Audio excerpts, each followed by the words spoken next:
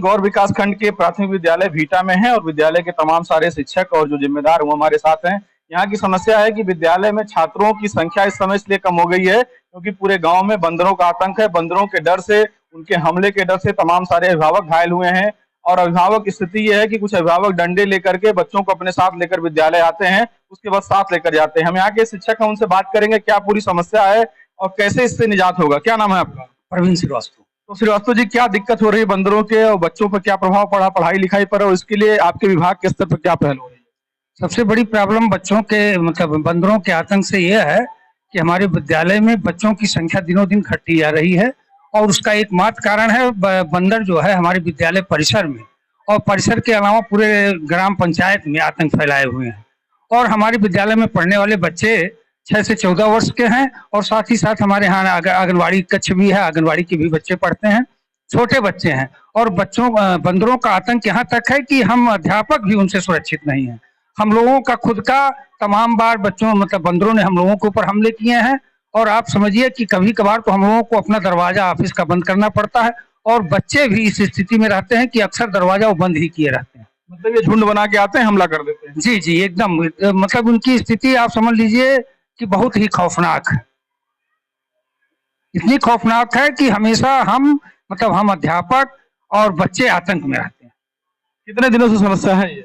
Sir विगत 1 साल से समस्या चल रही है और इससे पहले भी कुछ बंदर को जो है सर गांव के सहयोग से पहले तो शायद पंडित जी 15-16 बंदर थे ऐसे, लेकिन कुछ बंदर को यहाँ से हटाया गया था, लेकिन फिर से इनकी संख्या धीरे धीरे बढ़ ही रही है। लगभग कितने ऐसे बच्चे हैं जो बंदरों के डर से, अगर मोटा मोटी आंकड़ा, तो कितने ऐसे बच्चे हैं जो बंदरों के डर से या तो रोज नहीं आते या तो कभी कभी स्कूल नहीं आते?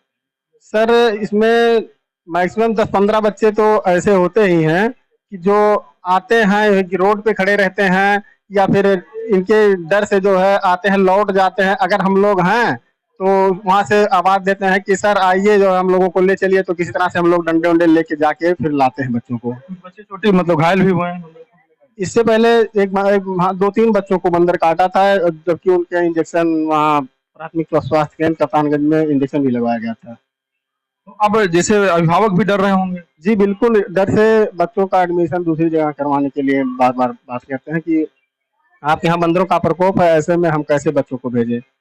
हाँ, तो कुछ गार्जियन तो मोटिवेट करने के बाद अपने बच्चों को लाके छोड़ देते हैं, लेकिन अब मैक्सिमम लोग यही कि समय रहता नहीं है तो लोग सोचते हैं कि इससे अच्छा है कि कहीं और एडमिशन करवा दिया जाए।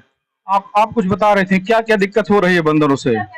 दिक्कत, हम लोग आते हैं तो रास्ते में 10-10 मिनट खड़े के इंतजार करते हैं कि बंदर हटे तब जाएं। स्कूल में फोन करेंगे तो सर लोग जाएंगे, बाइक लेके आएंगे और बच्चे यहाँ तक है कि खाना नहीं खा पाते बरामदे में बैठ करके। हमारे पास तो छोटा बच्चा, हमको और दिक्कत होती है आने जाने में। अकेले रहो तो किसी तरह से भाग भी जाओ, बच्चे को लेकर कैसे भागे, इसलिए बहुत दिक्कत होती है। ये लोग 7 साल से यहाँ है लेकिन 2 साल से बहुत दिक्कत कर रहे हैं क्योंकि संख्या बढ़ गई। पहले 4 ही 6 थे, अब संख्या बहुत ज्यादा है कि 20-25 बंदर हो गए। इन्हें झुंड में नीचे दौड़ते हैं, पेड़ पे कम रहते हैं। गांव में किस तरीके क्या क्या दिक्कत हो रही है? गांव में सर बहुत परेशान करते, सब लोग दरवाजा बंद करके अंदर ही रहते हैं।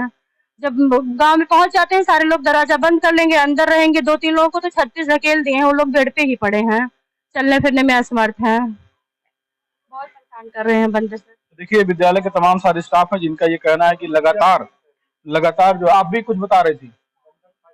हाँ, और यहाँ पे जो रसोईया हैं, आप भोजन का काम देखती हैं, क्या क्या दिक्कत हो रही है? और मेरे लोग खाद नहीं बनावे पाई थे, जैसे आटा सानो हल लेके भाग ली है, पल्ला बंद करके भाग लो तो पल्ला खोल के घर में हल जाती, बर्तन माजो वहाँ ऊपर चढ़ के काट ली है। ये कुछ दिक्कत है, लड़के नहीं रह पाई है वहाँ, तुरंत भाग के दूसरे कमरा में हम लोग खाना बनाए थे, किचन छोड़ दिए ही नहीं बना पाई थे। अनाज का भी नुकसान है? अनाजो छीट दिए थे, चाउर गेहूँ चोर पहिया, दाल पहिया, सब्जी पहिया को लेके भाग ली है तनकी घरी में, पल्लवा बंद कर दो ढकेल के खोल के हल जाती है। वही के बानर हैं यहाँ का। देखिए, ये विद्यालय के तमाम सारे जो स्टाफ हैं, जो शिक्षक हैं, उन्होंने बताया किस तरीके से इस गांव में 2 दर्जन से अधिक बंदरों का आतंक है। बच्चे स्कूल नहीं आ पा रहे हैं, जो भोजन बनना प्रभावित हो रहा है, और सारे, चाहे वो कर्मचारी हों, चाहे वो अध्यापक हों, चाहे वो बच्चे हों, बच्चे, कर्मचारी, अध्यापक और जो बच्चों के परिवार के लोग हैं वो डरे सहमे रहते हैं।